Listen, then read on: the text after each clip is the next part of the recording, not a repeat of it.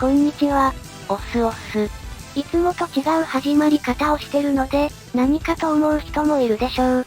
今回は、いくつかコメントで来てた、今現在時点での改造状況、パイロットステータスなんかを、まとめてみていくぜ。残念ながら、この動画を作ってる時点で、セーブデータが現在投稿されている地点のものがなかったので、今まで投稿してきた動画の、インターミッション時に出してる画像などから引っ張ってきて、整理するぜ。なので、チキンなどがまちまちになってると思うが、その辺は気にしないでくれ。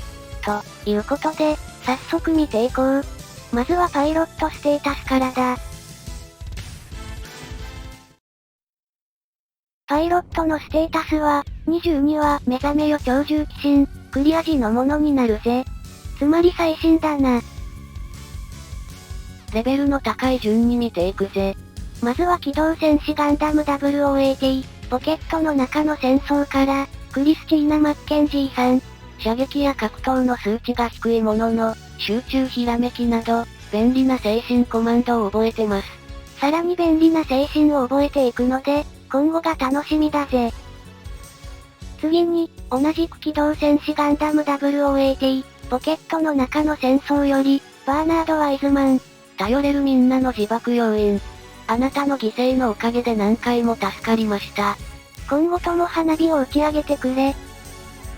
機動戦士ガンダム F91 より、ビルギット・ピリオ。戦闘の性能としてはそこそこ。しかし、このゲーム最強精神である挑発の使い手。この縛りにおいては唯一無二の存在なので、今後とも出番が絶えることはないでしょう。重戦機エルガイムより、ダバマイロード。そもそもこの人が手に入らなかったらこんな縛りプレイ始めようともしなかった。一生ついていきますマイロード。重戦機エルガイムより、リリス・ファウ。サブパイロット養成。幸運激励覚醒なんでもござれ。早く精神ポイント105になって覚醒幸運を使わせてくれ。機動戦士ゼータガンダムより、エマシーン。オールドガンダムパイロット随一の性能。集中持ちなので非常に便利。今後とも最新鋭機を乗り回してください。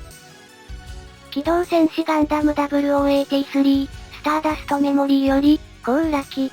多分この縛りプレイ以外で主力にしてる人見たことないです。しかしこの縛りでは最も火力の出るガンダムパイロット。エース候補筆頭です。機動戦士ガンダム WOAT3、スターダストメモリーより、ジャック・キース。リアル系唯一の必中要員。その他の精神コマンドも粒揃い。懸念点は宇宙的整備。完結編以降がどうなることやら。重戦機エルガイムより、ガウハレッシー。ダバに次ぐ優秀なパイロット。精神コマンドが若干補助寄りなのが気になるが、頼りになりすぎるエースパイロットだ。重戦機エルガイムより、ファンネリアーム。幸運要員として非常に便利。さりげなく持ってる愛にもお世話になっております。聖戦士ダンバインより、エレハンム。今は信頼しか覚えてないものの、今後覚える精神コマンドが優秀すぎる。そうでなくても必中オーラの馬法が強いです。早く覚えて。聖戦士ダンバインより、ジャムファウ。いろいろ便利な精神コマンドを覚えるが、もっぱら幸運激励要員。とりあえず強制出撃時に小についていくのやめてください。耳元で怒鳴るな。スパロボオリジナル、魔装機神サイバスターより、マサキ&ビビる強さ。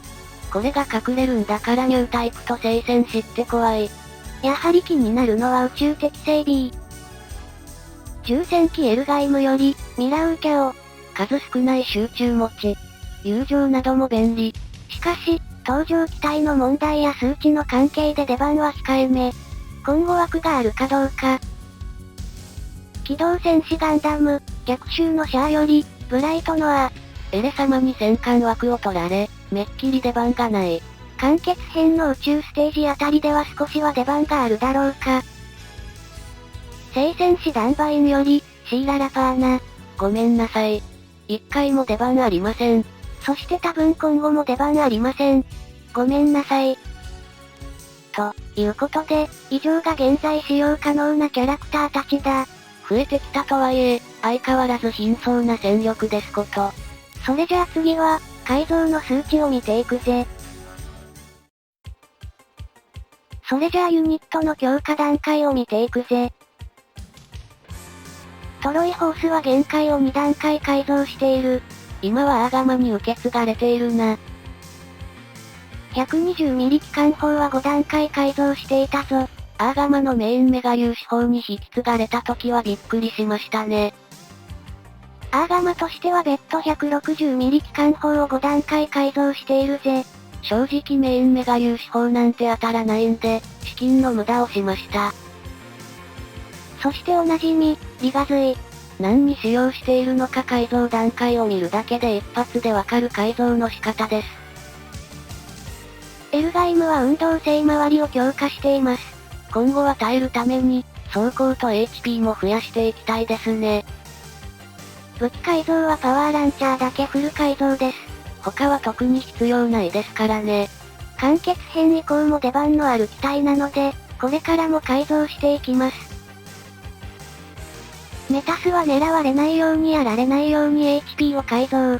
しかしながら狙われる法則性は受けるダメージみたいなので、HP よりも走行の改造の方が良さそうでした。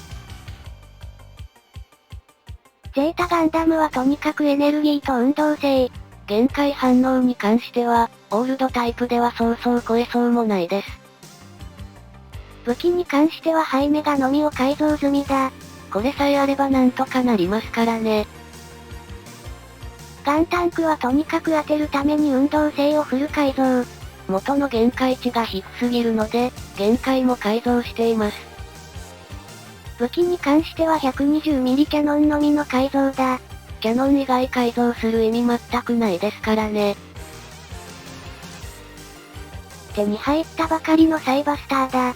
運動性とエネルギーを全力で改造しています。武装に関しても一気に改造したぜ。あとはコスモノバとカロリックミサイルを改造するだけだぜ。カロリックミサイルは使わんがな。最後に、ゴラオンだぜ。すがすがしい形で改造してます。必中ありきだな。ということで改造編でした。最後は強化パーツの取得状況だぜ。強化パーツは、現在何をいくつ所持しているかを確認していくぞ。これも、22は目覚めよ超重機神、クリア後のものになるぜ。強化パーツは2ページ分だな。ブースターが3個、メガブースターが1個、サイコフレームが2個、バイオセンサーが4個、アポジモーターが3個、マグネットコーティングが7個といったところだな。やっぱり、サイコフレームとバイオセンサーが、もっと欲しいですね。完結編になるとみんなあまり強化パーツを落とさなくなるから、F のうちに取れるものは取っておきたいところだな。ちなみに同盟の強化パーツの所持数は9個まで。つまり、マグネットコーティングはもう少しで限界だな。まあ使用できる機体数の関係で、マグネットコーティングそこまで必要としないんですけどね。何より、ニュータイプがいないせいか、限界値ギリギリ、みたいなのがほとんど起きないからな。ガンタンクがいいところだったな。ということでもう1ページも見てみましょう。プロペラントタンク9個、プロペラントタンク S が7個、ミノフスキークラフトが1個、高性能レーダーが2個、ジョバムアーマーが4個、ハイブリッドアーマーが5個、リペアキットが9個だ。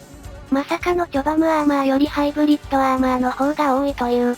高性能レーダーとかは、この間のミデアから1ついただきました。正直ドモンがいないので、ミノフスキークラフトを求める人がほぼいません。格闘戦士隊のやつがほとんどいないからな。エマさんみたいに空適正 B の人もいるし。プロペラントタンク S はもう少し使えばよかったかもね。というわけでデータの確認は以上になるぜ。意外と確認する項目が多かった気がするな。今後もある程度の区切りでこういう動画を作って、現状の整理をしていくかもしれないので、よろしく頼みます。ということで、ここまで。ご視聴ありがとうございました。